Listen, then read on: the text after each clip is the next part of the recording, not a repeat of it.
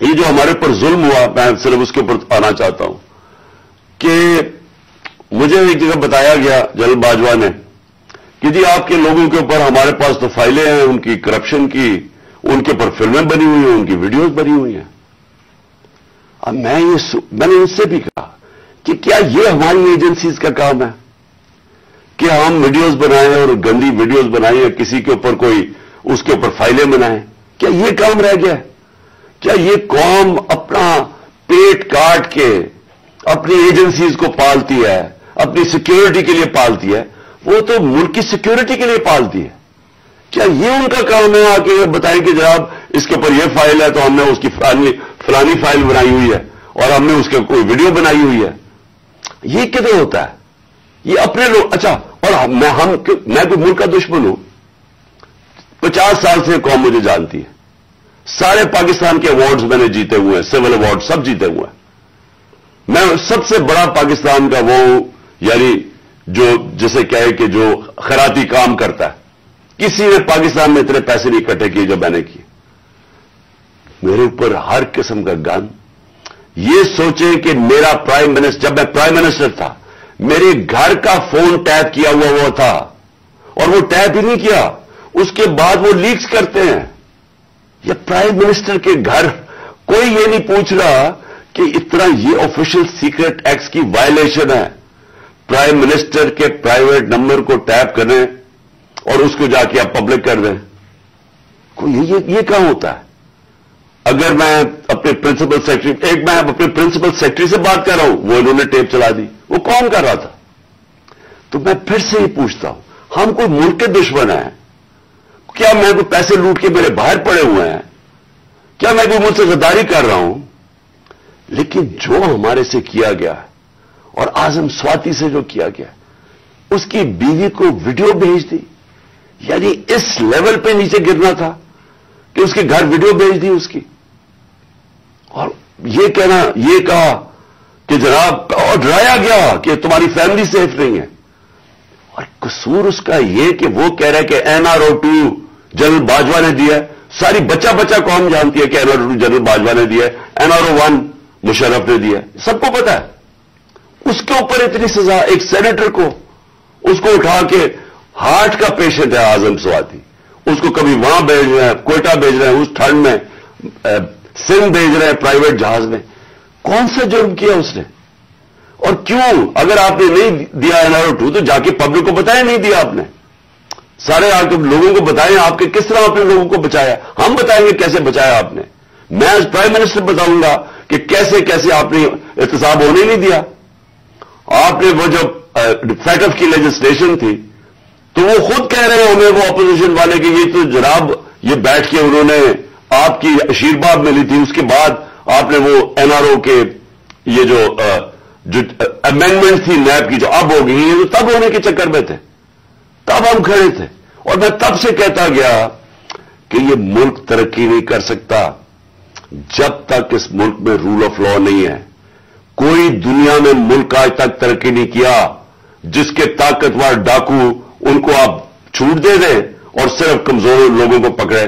کوئی ملک ترقی نہیں کر سکتا، یہ ملک آگے بھی نہیں بڑھ سکتا. میں آخر میں بات بھی کرتا ہوں کہ انشاءاللہ اللہ نے موقع دیا تو ہم اب کیا پلان بنائیں گے اس ملک کو اس دلدل سے نکالنے کا جو انہوں نے پھنسایا ہوا ہمیں. اب میں جو اگلی بات کرنا چاہتا ہوں وہ یہ کہ ہم نے آپس میں مشاورت کی. میں نے پہلے کوشش کی کہ ہماری جو مارچ ہے، آزادی مارچ، حقیقی آزادی کی مارچ، ہماری کوشش یہ تھی کہ ہم ان کو گورنمنٹ کو بتائیں کہ اس وقت قوم کدھر کھڑی ہے. لاکھوں لوگ سڑکوں کے اوپر نکلے ہمارے ساتھ آزادی مارچ پہ اور سب ایک ہی چیز چاہ رہے ہیں، الیکشن. آج اوپینین پول ہے کہ 70% پاکستانی، سروے کے مطابق 70% پاکستانی کہہ رہے ہیں الیکشن کرواؤ. ہم نے آزادی مارچ بھی یہی کی. ہم نے گورنمنٹ کو کہ ایک آئین کے اندر رہ کے ہم نے ان کو پریشر ڈالنے کی کوشش کی کہ دیکھیں یہ عوام ادھر کھڑی ہوئی ہے اور آپ صرف کہ جی ہمارے کرپشن کے کیسز معاف ہو جائے یا نواز شریف کو پاک کر دیں اور پھر وہ کوئی نیلسن منڈیلا پاکستان آ جائے اور اس کے لیے ملک ڈوبتا جائے، لیکن آپ کو صرف ایک ہی کرپشن کا پڑا ہوا تھا. میں صرف ایک آپ کو چاہتا ہوں کہ کلپ ضرور دیکھیں.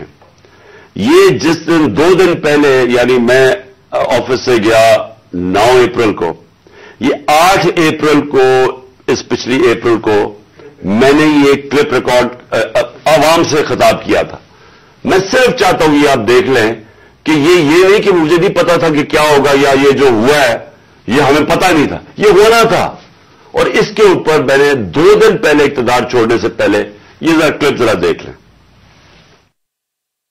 اسی طرح بس پاور مل جائے تاکہ پھر سے پہلے جو NRO 1 بنا تھا ان کو ساروں نے انہوں نے مل کے جو چوری کی، جنرل مشرف نے NRO دے دیا، اب یہ NRO 2 ہوگا. ان کا مقصد صرف یہ ہے کہ وہاں اسمبلی پہ آئیں. سب سے پہلا یہ کام میں آج آپ کو کہہ رہا ہوں، انہوں نے نیب کو ختم کرنا ہے، انہوں نے اپنے کرپشن کیسز ختم کرنے. اس وقت حالات یہ ہیں کہ یہ جو سارے ضمانت کے اوپر ہے، ڈر کس چیز کا ہے؟ ان کے سارے کیسز آنے لگے سامنے، تو وہ جلدی ہٹانا چاہتے تھے کہ کسی طرح یہ اپنے کیسز سے نکل جائے. اب یہ سارا یہ جھمگٹا اکٹھا ہو جائے گا اور صرف ایک مسئلہ کسی طرح بس پاور مل جائے تاکہ پھر سے پہلے جو NRO 1 بنا تھا ان کو ساروں نے انہوں نے مل کے جو چوری کی، جنرل مشرف نے NRO دے دیا، اب یہ NRO 2 ہوگا. ان کا مقصد صرف یہ ہے کہ وہاں اسمبلی پہ آئیں. سب سے پہلا یہ کام میں آج آپ کو کہہ رہا ہوں، انہوں نے نیب کو ختم کرنا ہے، انہوں نے اپنے کرپشن کیسز ختم کرنے. اس وقت حالات یہ ہیں کہ یہ جو سارے ضمانت کے اوپر ہے، ڈر کس چیز کا ہے؟ ان کے سارے کیسز آنے لگے سامنے، تو وہ جلدی ہٹانا چاہتے تھے کہ کسی طرح یہ اپنے کیسز سے نکل جائے. اب یہ سارا یہ جھمگٹا اکٹھا ہو جائے گا اور صرف ایک مسئلہ کسی طرح بس پاور مل جائے تاکہ پھر سے پہلے جو NRO 1 بنا تھا ان کو ساروں نے انہوں نے مل کے جو چوری کی، جنرل مشرف نے NRO دے دیا، اب یہ NRO 2 ہوگا. ان کا مقصد صرف یہ ہے کہ وہاں اسمبلی پہ آئیں. سب سے پہلا یہ کام میں آج آپ کو کہہ رہا ہوں، انہوں نے نیب کو ختم کرنا ہے، انہوں نے اپنے کرپشن کیسز ختم کرنے. اس وقت حالات یہ ہیں کہ یہ جو سارے ضمانت کے اوپر ہے، ڈر کس چیز کا ہے؟ ان کے سارے کیسز آنے لگے سامنے، تو وہ جلدی ہٹانا چاہتے تھے کہ کسی طرح یہ اپنے کیسز سے نکل جائے. اب یہ سارا یہ جھمگٹا اکٹھا ہو جائے گا اور صرف ایک مسئلہ کسی طرح بس پاور مل جائے تاکہ پھر سے پہلے جو NRO 1 بنا تھا ان کو ساروں نے انہوں نے مل کے جو چوری کی، جنرل مشرف نے NRO دے دیا، اب یہ NRO 2 ہوگا. ان کا مقصد صرف یہ ہے کہ وہاں اسمبلی پہ آئیں.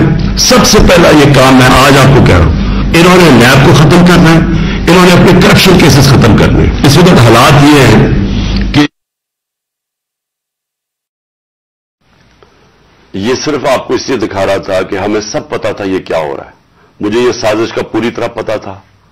مجھے میرے ہٹنے سے 1 سال پہلے کا اندازہ ہو گیا تھا کہ یہ شہباز شریف کو تیار کیا جا رہا ہے لانے کے لیے.